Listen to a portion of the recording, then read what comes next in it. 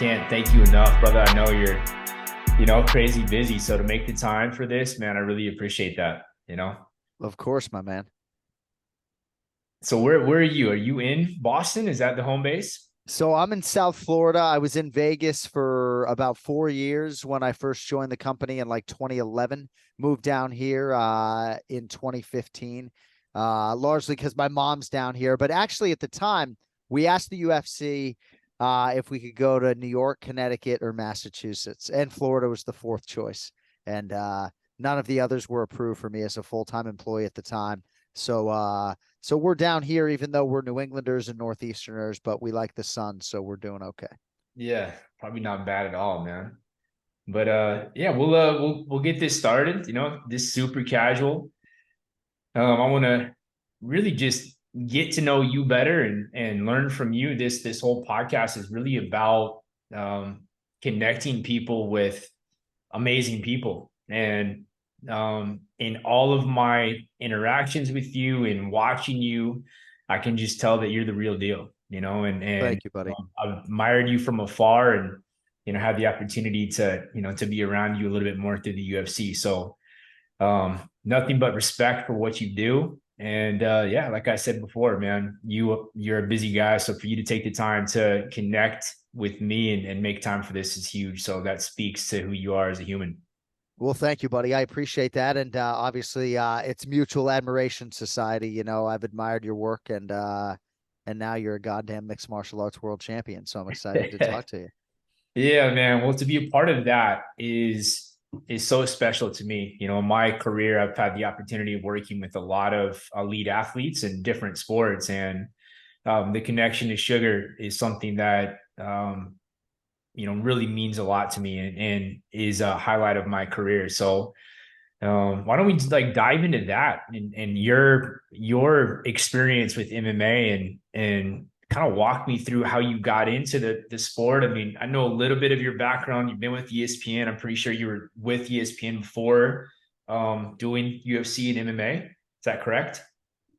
Yeah, I mean, it's sort of been a long road. You look up 20 years expire, and oftentimes you're the oldest guy in the room. I remember applying Yeah. for broadcasting jobs early on, and they all required 3 to 5 years experience. And I was thinking to myself, how am I ever going to get 3 to 5 years of broadcast experience? But I grew up in Boston, rabid sports town, as you know, wanting to first be a print journalist and then a broadcast journalist.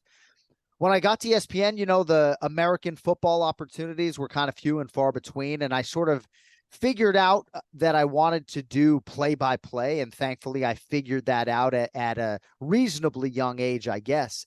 But man, there was a lot of luck involved. I was just doing an afternoon drive radio show in Boston. All of a sudden, we start doing the Mouthpiece Boxing Show. Then I'm in Bristol, Connecticut, embedded at ESPN, working for ESPN Radio and on the TV side. And they launched MMA Live in 2008. And there weren't a lot of guys in Bristol, Connecticut that were covering combat sports or had any combat sports background whatsoever. There was the late, great Stuart Scott, Brian Kenny on the boxing side, and me.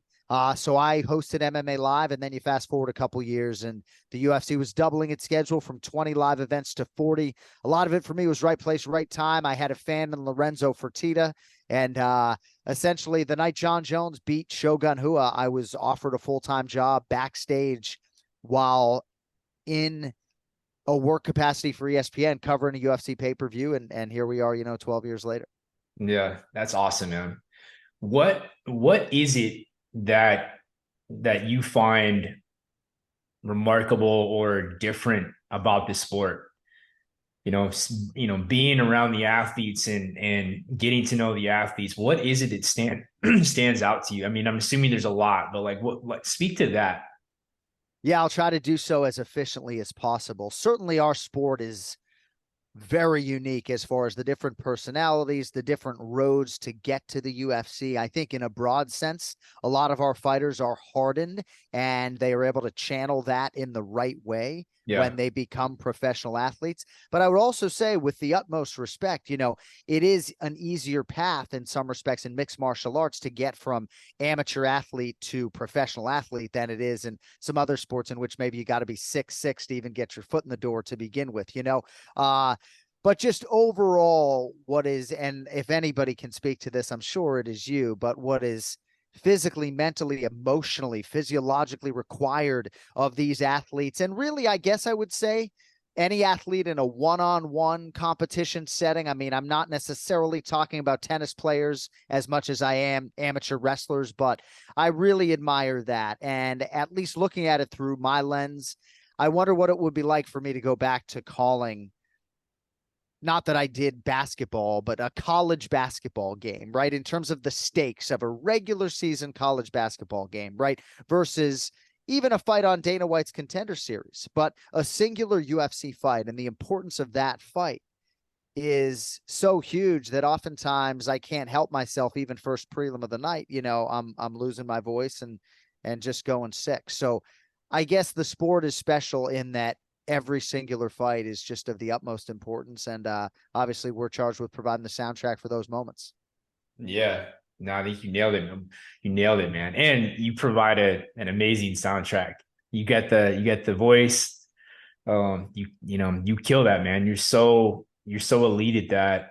As Sugar always likes to say, you're a black belt in that space. So Oh, yeah, well, I have a lot of talking experience and orating experience, but certainly football comes more naturally to me. Right now, you can argue the otherwise, that it would probably be harder for me to go do American football, but I will never be a lifelong martial artist. I will never want to go back to Pahumpa's jiu-jitsu class. You know what I mean? I will never not want to go back to, well, I guess, I took boxing classes in Woburn, Massachusetts back in the day. That I think would appeal to me at this stage of my life. But for me, it's always going to be a challenge. Mixed martial arts is always going to be a challenge. And even for guys like Kenny Florian, right? There's submissions that happen and even he can't Hmm. necessarily see if it's tight or not. So the sport is just crazy. I'm thankful to have a small space in it and, just trying to earn that seat every show, my brother. Yeah, well, you do a great job with that, man. Um, who are some of your biggest influences? And does that stretch outside of MMA? Like it's just being a broadcaster. I'm assuming there's that, and then what about within this sport? Yeah, so I think Sean McDonough, who does a lot of national games, was probably my Yeah. biggest broadcasting influence. I remember early on, I was doing sports updates on his show. And if you don't know what that means, he would host the show and then I would come in every 20 minutes and tell you what was going on in the sports world. And during one of those sports updates, I referred to something as first ever. And he called me back into the studio on the air as, the young update guy. And he said, first ever is redundant. And you think about how often that phrase is used in the sports vernacular every day. And it's first, right? You don't need first ever, right? Mm, If Sean O'Malley's the first UFC champion from Montana, you don't need first ever. He's the first, right? right. So that was a valuable lesson that I learned on live radio from a guy I would go on to idolize in the play-by-play space. And, a lot of it I think is less is more. I certainly thought he was a super funny guy when the cameras weren't on, but his ability to sort of harness that personality, let it go at times, was something that I thought he mastered particularly well. Pat Summerall used to work with John Madden, and he was a guy who was universally lauded as a former player, by the way, who turned play-by-play guy, who, could say touchdown Titans and make you get up all in the feels, right? Sometimes it's not about some verbose call. And even if I look at some of my calls, Jan Blachowicz winning the title, Poland, your guy got it done. It's something anybody could say, but it's delivering it off the cuff in the moment that hopefully is something that will withstand the test of time. But, I had a lot of influences at ESPN, but I guess I found out pretty quickly. And I know if you're a sports fan, you can sort of lean into this a little bit. Like I didn't want to be a sports center anchor. Like I wanted to get to ESPN. And then I finally got there. I was like, all right, I don't want to be a highlight machine doing like Royals athletic highlights at 2 a.m. Eastern time. So thankfully I was able to crystallize a little bit of what I wanted to do. But growing up in Boston, there were a lot of voices. Joe Castiglione on the Red Sox side. I think a lot of these names might be lost on your audience, but you know, I definitely had good influences and a lot of Boston talking heads in my childhood that I think helped sort of formed me as an orator.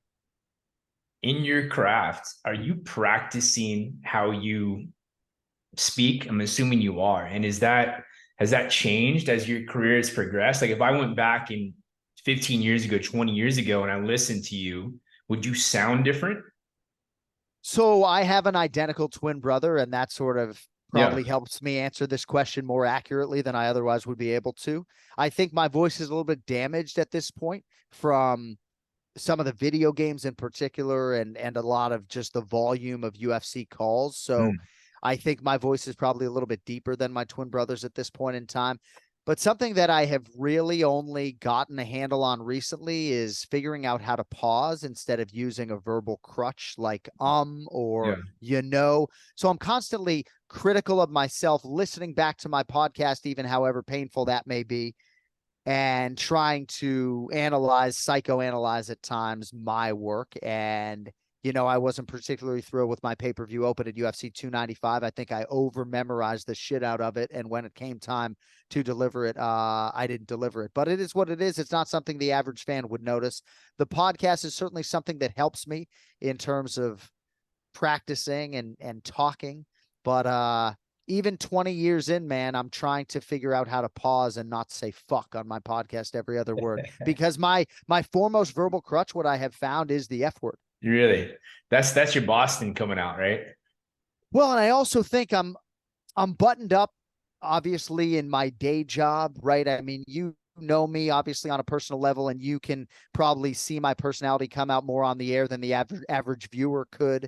But it's definitely an outlet for me to be more like the guy that I am in front of my children, who is an absolute lunatic who probably cusses too much in front of them. So it allows me to be myself. And I think for a lot of people in the public eye, especially broadcasters, we feel perpetually misunderstood because they see me, in a tight Mm, suit trying to be all buttoned up, and that isn't the total package. yeah.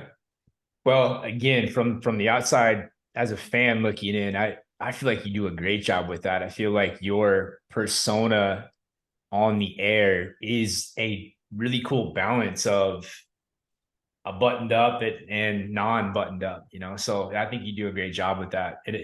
You've always felt so authentic to me, and that's a really huge part of why this is so cool. Is you come across as being authentic, and I think as a human, that's a valuable skill that we all should be cultivating. Is like, who the hell are we? And it's an ongoing process. So I do admire that. Well, that means a lot, especially coming from someone who has studied the human mind and knows sort of our physical and mental being as well as you do. Because truthfully, brother, like at the end of the day, as a longtime sports fan, this is a recreational outlet. We're trying to be as listenable as possible for Mm, 8 hours on a headset. Like, that is the truth, right? We are trying to collectively as a broadcast team, like, not interfere with the fucking live sporting event, right? Like, mhm. I can't tell you the last time that I was watching an NFL football game where I felt like the announcers were, not that they don't add value on a week to week basis, but that I would go out of my way to acknowledge them as adding value, right? You never want to be watching a live sporting event and feel like the announcers are taking away from it or making it about them. And so to hear you say that, obviously, it just means a tremendous deal, because at the end of the day, we're just like trying to make it as great a viewing experience for you as possible and everybody else, because we know it's your recreational time, and we're judged on every utterance over 8 hours. I know Mhm. I'm being a little long-winded in this answer, but you can't take it back, right? So you say something, and not only could it be repurposed later, but it could be forgettable for the entire truck, your producer, your director, yourself, your broadcast partners. But you just got to move on. And thankfully, you get conditioned and hardened enough by the business that when you have those flubs or regrettable utterances, you have thicker skin as you get older, and you just move on. Yeah. Yeah, I think maybe not everybody notices that, but some people do. And to me, it's interesting because as you're saying that, I'm thinking about coaching. I'm thinking that one of the arts of coaching is getting out of the way of the athlete, right? Of not over coaching, over cueing. So it's a similar skill that I never would have really connected until now. That I think as you grow in your art and in your craft, it probably is about doing less and letting the sport or the athlete, their natural ability take over, or the beauty of the sport take over. So that's a cool connection that I wouldn't have made until now. That is interesting. And I think it dovetails with the concept of dead air in broadcasting. Now, if I'm calling a fight on the radio, and it is an interesting thought process for me knowing that our pay-per-view calls now are on the radio, but oftentimes you'll hear us let the action breathe for 15 or 20 seconds and we won't say anything.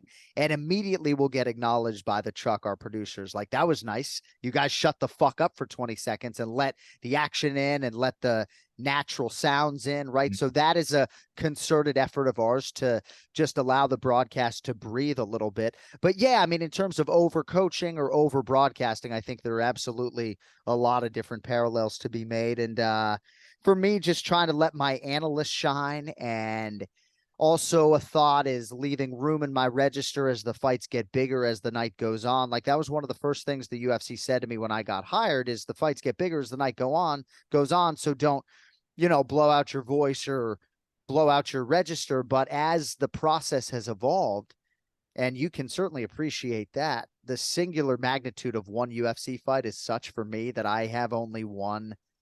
I don't know. I mean, one of our ESPN producers said to me recently, he'd like to see me find my mid voice, right? And I don't know that I want to find my mid voice when I'm calling these fights with respect to that constructive criticism, right? Like, all of these fights are hugely important to me, and rest assured I'll have plenty in the tank for the title fights, right? But like, I don't know. I feel like first prelim of the night, you knock somebody out in 15 seconds, you deserve the Yeah. full throat, the full Yeah. throat. Yeah, I would agree with that. Yeah, again, you do a great job to a point where if you were no longer there, it would feel something would feel off. That's how I look at it. That to me, you're like the centerpiece now, which is, I think that's cool. You obviously you're working with great people, but I think if you're not there, it feels different. So yeah, you're killing it, man. Well, thank you, buddy. I appreciate it. Yeah, I mean, I don't set a ton of goals, but certainly when I took over doing the pay-per-views, I thought to myself, like, I just want to be available for all of these shows. And my health has allowed me to not miss a pay-per-view since I got the call. So thank you, buddy. Just trying to earn it every show, because you can be sure if I have a couple of bad ones in a row, they'll let me know. So what is it like for you traveling as much as you travel? And you have two kids or three? I have three. My Three, daughters and are 12 and 10, and my son who's 5. five. So is that difficult? Is it not? What is that like? You're in Abu Dhabi, and I'm assuming that's at least a week. Is it a week or 2 weeks when you do that? So it's usually Monday or Tuesday to Sunday. So yeah, it's about a week, and the domestic shows have gotten longer as the years have gone on, usually flying in Wednesday, potentially flying in Tuesday if we're doing fighter meetings on Wednesday. That's the inconvenient truth of the job. And even though there is a selfless component to it insofar as I'm making money for my children, there's a lot of selfish to this job, right? Being away 100 plus nights a year, Yeah. calling live sporting events all over the world. And I do think eventually I'm going to have to strike some sort of better balance with that, just in terms of the sheer volume of it. And, even recently we got a dog, in part because my oldest kid has got 6 more years in the house. And it just dawned on me, if we're thinking about buying a dog, maybe her dad should, be around a little bit more when she's in high school. So I think anybody in the fight game who has procreated probably finds themselves in this predicament. I mean, certainly I tip my cap to all the coaches that laugh at my travel schedule. But, I'm about 12 years in at 120 or so nights away per year. So, I think I'm closer to the end of that type of stretch than the beginning, to be sure. Yeah. Yeah. Um, what does your preparation look like? I was thinking about that today, and I was actually talking with a client of mine, a friend of mine, Evan Longoria, who's Yeah. a great MLB guy. He's a huge UFC fan. He's a fan of yours. And we were talking about this conversation, and he's like, you got to ask him, what does his preparation look like? And has that changed? Like, I imagine you could call a fight in your sleep, but I'm assuming you're still, there's still a process. There's still a lot of things you do to get ready. What does that look like for you? Remarkably, dating to Bellator 1 in 2009, my process hasn't changed a whole lot. I think the biggest change is there's so much information out there that I get anxiety about the preparation because you can't really over prepare. And however trite this may sound, if there was like a blackout and we had 5 hours more to prepare and the card was delayed 5 hours, there's always another video I can go watch. There's always another article I can go read, or another fighter's fight, some more film I can ingest. So all my anxieties in the preparation. It's not at all in the performance when I get to fight night. It's just getting through Friday night and getting to Saturday morning. Process begins about 10 days out. And, I'm going to Vegas to shoot something entirely unrelated to the UFC this week. And my wife was like, oh, you can start your fighter cards for UFC 296. And I really can't start it that far in advance. I could watch a little film, take some notes, but the way my process is, about 10 days out, I begin a new fighter card. I have a fighter card library here to my right, about 2,000 fighter cards in there. I'll access my old notes to make sure there's nothing absolutely sensational or a must that needs to be added to the new card. And that's sort of my jumping off point. And then there's a lot of voiceover work that happens throughout the week, voicing billboards and sponsorship elements that might be on tape. I probably take the most pride in how much writing for television this job entails. When you see two guys in the locker room, right, it would be easy for me to ad lib it and say, all right, coming up next, here we go. Long time coming for the Montana native, Sugar Sean O'Malley, first UFC title fight. It comes against a guy, many, but I could ad lib him and Aljo in the locker rooms. But all week we're ingesting information and little details, and even about an individual like yourself, always trying to figure out, how do I work Brandon's name in, right? How do we do all these different things, right? So those locker room bumps, like I write those, right? So when I'm in my hotel room Friday night, I'm writing all of that copy. I'm watching every single feature, the video elements you see in the show. I'm watching all of those in my room, writing leads to those, writing my pay-per-view open. So it's pretty exhaustive. And when I got the chance to do a college football game the last time in 2015, now 8 years ago, it's just amazing how different the process in terms of the preparation really is, and how much more involved mixed martial arts, I think, should be for a lead play-by-play announcer. Is that because of the highlighting of the personality? Is the more of the preparation in that? It's because fucking Mick Maynard and Sean Shelby are giving me 30 fighters a card, right? Yeah. So when I talk about locker room bumps for Sean O'Malley and Aljamain Yeah. Sterling, I might be writing 14 of those. No, I mean, I don't write them all. We don't do lockers for every single fight, but Yeah. bro, just the sheer volume of it is, right? So like, even a few fight cards ago, I woke up on show day and I felt like I was a little light on one of the guys who had competed on Dana White's Contender Series. So I emailed my producer, Zach Candido, Michael LaPlante. Do you have any old Contender Series notes that I could sift through? Because I wasn't finding enough, I think, on Kevin Borjas on the internet, right? So you can imagine times 30, right? How you must feel going into a pay-per-view. And oftentimes we showcase debuting fighters on pay-per-view. So I might have 6 newcomers during a pay-per-view week. So yeah, I think it's just the volume of fighters more than anything else. And some people might say, all right, dude, you've called O'Malley's whole career. Like, you don't have to prep Sean.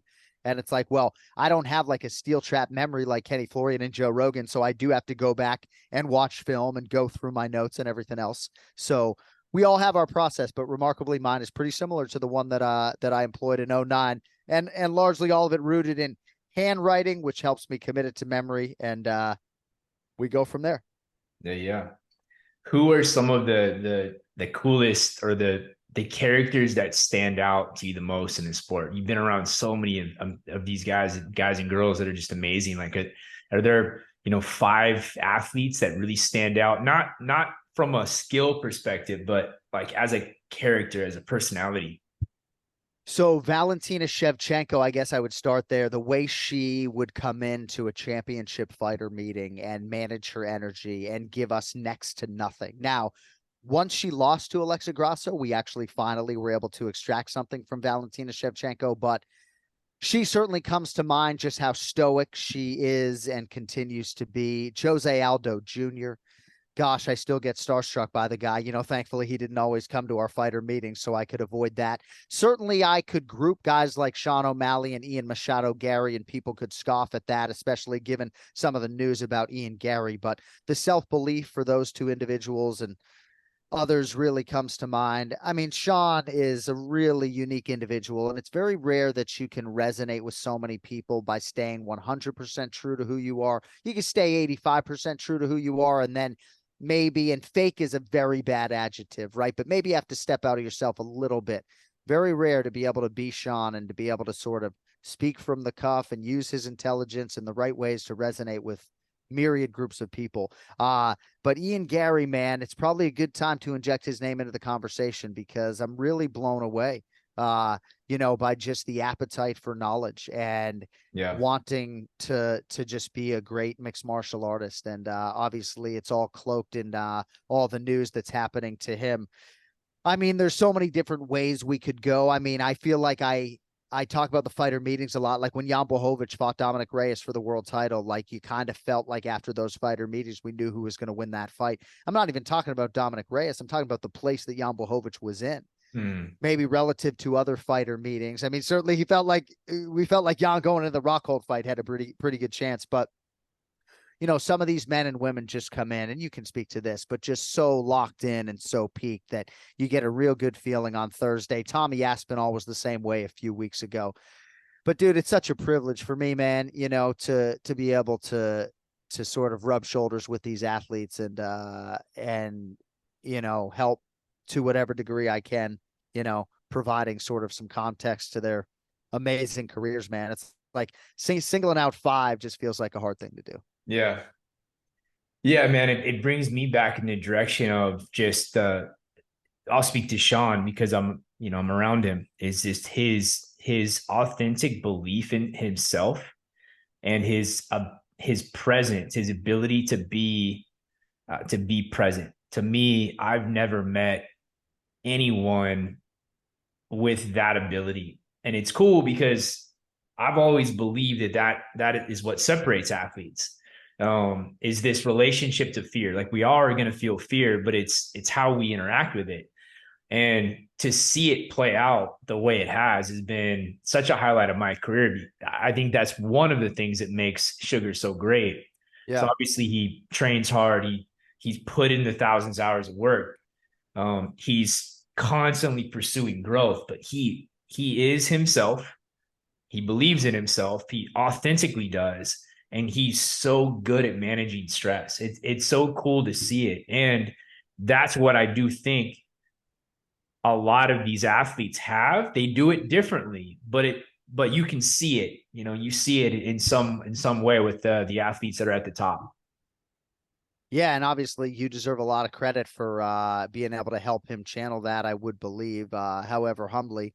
But yeah, I mean, I do think that there are a lot of our athletes that I would describe as big game players, and I think that dovetails with stress management, that when the lights are bright, however the training camp has been, they just have a way of competing well. And I certainly was not that guy as a high school basketball player. I practiced better than I played, unfortunately. But yeah, I think Sean is absolutely that guy. And it's interesting.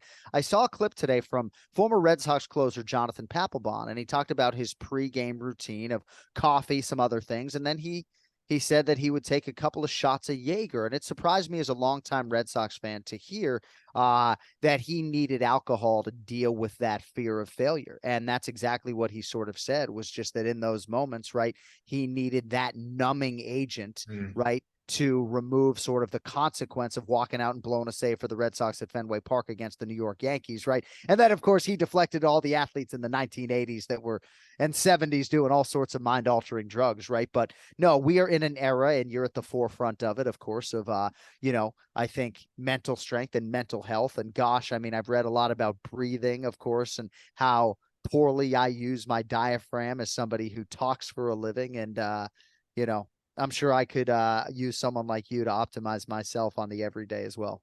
Well, hey man, I'm on a flight to Florida whenever you want. Let's go. Let's get a weekend in. I would love that. But um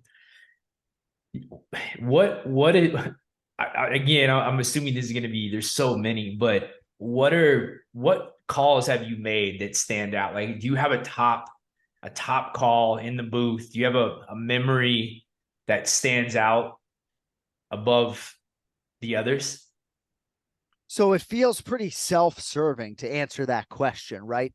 So the moments that I always point to, and I hope this doesn't sound like a cop out because I will point to a couple of singular calls, but when a non-champion breaks through and becomes a champion for the first time, those feel like the most special moments, whether it was Brandon Moreno or Jan Blachowicz and of course Sean. And obviously if you have a finish, that gives you a great opportunity to punctuate it. But we are talking a little bit earlier about less is more. And Poland, your guy got it done for Jan Blachowicz. I think the call that is most synonymous with my career is the Leon Edwards knockout of Yeah. Kamaru Usman. And Yeah. it wasn't anything, I think it just continues with the trend of me being really fucking overrated. But honestly, there was this trend, or I shouldn't say trend, but there was this narrative during the fight that maybe Leon Edwards was in pursuit of some sort of moral victory and trying to go the full 25 minutes with Kamaru Usman. And somehow, some way that got brought up again in round 5. And I think I was just probably at the height of irritability at that point in time, maybe in terms of the fight itself and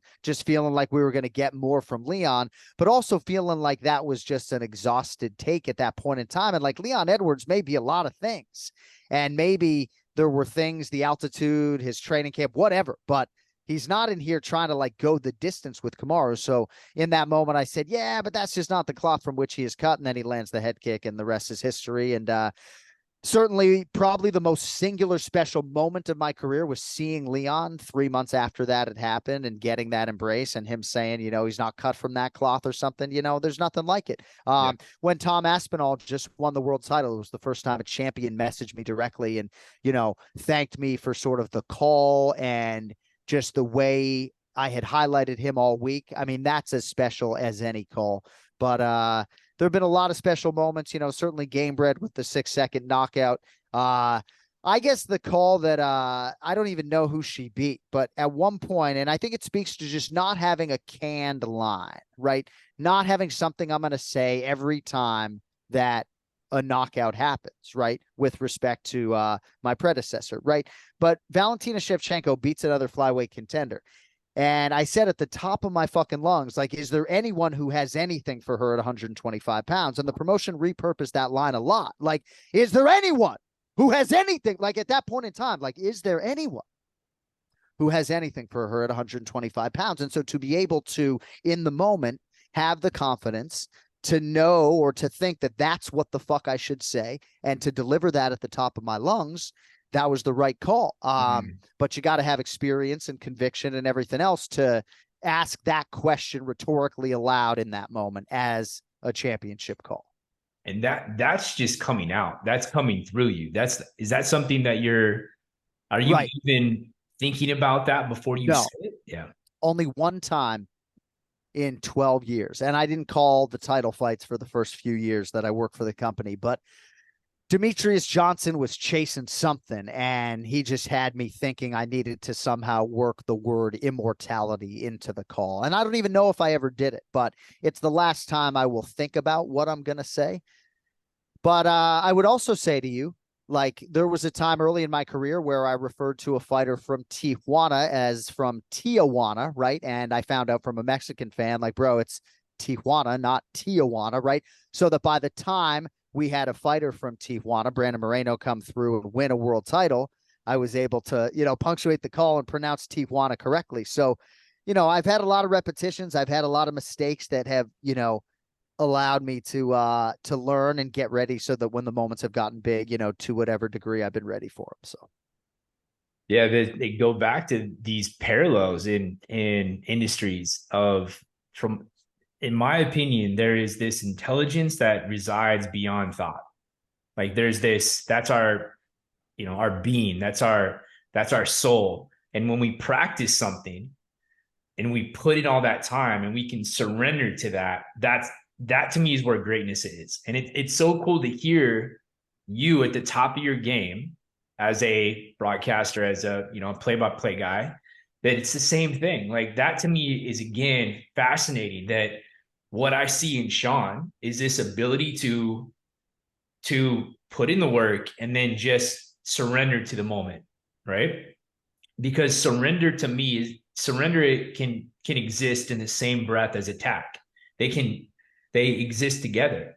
And it's just cool to hear you say that you've done all this work and you're putting in the hours, but then in the moment, you're just letting it like come through you. I think that's really cool.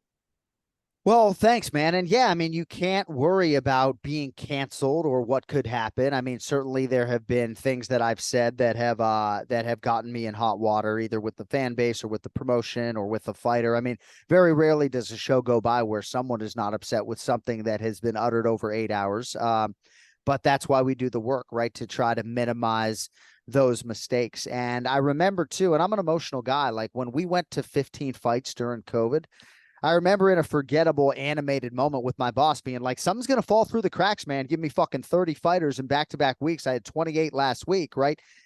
Saying nothing of all the show formatics, and hopefully my bosses aren't watching this, right? But saying nothing of the television show formatics, right? You can almost see and feel my stress when I'm in a back to back and I have 56, 58 athletes not wanting something to fall through the cracks. So maybe a fighter wins a fight and his mother has passed away 4 days ago. And so he's in there doing his post fight interview and he starts bawling his eyes out, and the broadcast team has no idea why.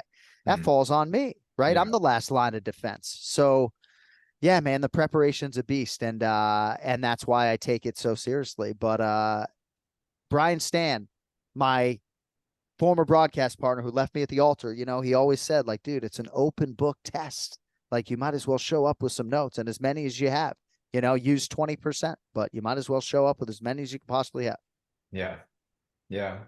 Um, Speaking of COVID, I'd like to like what that experience was like for you because so for me, my second fight cornering Sean was at a COVID fight when nobody was there when it was I remember you're over here with Rogan and I don't know who the third one was and there were like plastic things in between you guys, right? Like it was like that. Nobody knows Right. what's fucking going on. And that was the fight that Sean dropped Eddie Wineland. And so my second time cornering, the first fight was a couple months before that, T-Mobile full crowd, and then we have this, and I'm like, we're walking. This is weird. It was a weird experience. So he drops Wineland, and I can hear you guys, and to me I think we did 3 fights there. I'll never forget that because it wasn't the same, but some capacity was obviously unique and different and special in its own way. So I mean, what was that like for you? I think we will all look back upon that time with some degree of fondness, right? I think your Yeah. adjective special is probably an appropriate one, but gosh, it feels like a different sport in a lot of respects. And I have talked extendedly with Dominic Cruz, my longtime friend and broadcast partner, about this and how if you have a bad warm up at the Apex, you're kind of screwed. There's no crowd to sort of wake you up and be your Yeah. smelling salt and bring you back to reality. And, I think it takes a special individual to thrive in that environment, to compete well in that environment. Certainly you can argue the elite athletes, and I'm sure with your coaching, right, should be able to sort of have the adaptability to realize success in both of those environments. It was always concerning to me when I'd have fighters come in and say, "Oh, I love competing at the Apex. This is just like a training session. I love this." That sort of scared me a little bit. Like, to what degree are you a big game player who can really handle 20,000 plus? But Right. yeah, Fight Island, absolutely a special time. But bro, with total respect, like if I never call another fight at the UFC Apex, I'm good with it. And my broadcast partners would probably vehemently disagree with that. Certainly DC, for the convenience of it, absolutely loves calling fights at the Apex. But he bemoans the fact that his last fight against Stipe Miocic to complete their trilogy happened in a 25-foot octagon at the UFC Apex with no fans. I don't know. It just never sat well with me that his career ended that way. So with respect to that building, I feel like fans are the lifeblood of the sport, and they're a performance enhancer for me too. Yeah, there's nothing like a UFC fight. There really isn't. Uh, I mean, to me, again, as a fan going to them, like it's my favorite sporting event. And to be there as a coach, a part of a team, that's different and special. But there is something there's something to that. Like the energy, the way the UFC, the music, everything. It's I don't think anything beats it. I don't think anything trumps it. I do look forward to being able to experience a UFC pay-per-view as a fan at some point again So you because have you been as a fan? Are you so yeah, I mean yeah, like UFC 87 I was there yeah. as an ESPN employee, but I had no responsibility. So I was there as a fan back in the day. But sometimes I'll forcibly sort of take my cans off just to try to experience what everybody else is experiencing it. But like this weekend in Austin, Texas, Joe Rogan will be there octagon side as a fan. Yeah. And even for a fight night, right? There's nothing quite like our live event. So I can't tell you the last time. I think it was actually the day I was hired, October 29th, 2011 at UFC 137. BJ Penn and Nick Diaz was the last time I attended a show in a non-working capacity. So I got to do that in 2024 just Yeah. to attend a live event because you're spot on that. Who were some fighters that some up and coming guys, girls that you see that are going to make noise that are maybe not being talked about? Is there people that stand out to Yeah, I you? mean, Macy Barber has been on this long road and perhaps got ahead of herself in terms of trying to become the youngest champion in UFC history. But man, she's built herself the right way, and so much appreciation for the work ethic, going gym to gym, trying to get better. And now she's in a title eliminator fight essentially against Caitlin Chukagian. So I'm really curious to see if Macy Barber can get over that proverbial hump and get back to the Alexa Grasso fight. Raul Rosas Jr. is an absolutely fascinating individual. And even just in 3 UFC fights, we've seen an ebb and flow to the fighter meeting, first coming in just with mom and dad, and then coming in with an entourage, and then coming in by himself. And I feel like he's got that appetite for knowledge and just getting after it at a young age. And guys like Barab Dwalishvili, now Jermaine Sterling, really have spoken about his greatness already. Certainly Ian Gary is a guy who I expect greatness from. And if he can navigate the noise, mentally and emotionally, I think he'll be a special fighter. I'm really looking forward to some welterweight movement here. Shavkat Rakhmonov, of course, and Bilal Muhammad and all these guys sort of waiting in the wings. Leon hasn't fought in a while, so I'm excited for that division. But God, we're overflowing with young talent. We really are. I mean, the South African kid, Cameron Simon, Christian Rodriguez, a lot of those young bantamweights are good. Excited to see Dracus du Plessis back fighting for a Yeah. world title. Yeah, it's exciting, man. I was actually surprised to hear recently the roster was under 700. I almost don't believe it. Yeah, there's so many cool matchups and so many great characters and athletes. It really is a fun time to be a fan and to be a part of the sport.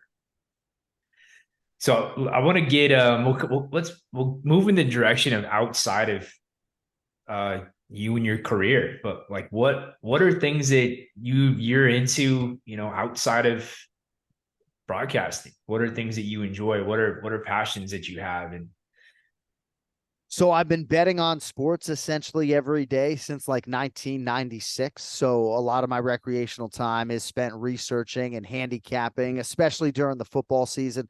I yeah, do a football podcast with my twin brothers. So a lot of my recreational time, and I got a torn labrum in my right shoulder right now, so I'm not playing a lot of golf, but normally I'd be playing golf. As I've gotten older, I've had to do more strength and conditioning and less sort of the fun sports because seemingly when I play basketball and I play golf, I get injured. But if it were up to me, yeah, I'd be playing hoops one-on-one against my twin brother every day, playing golf.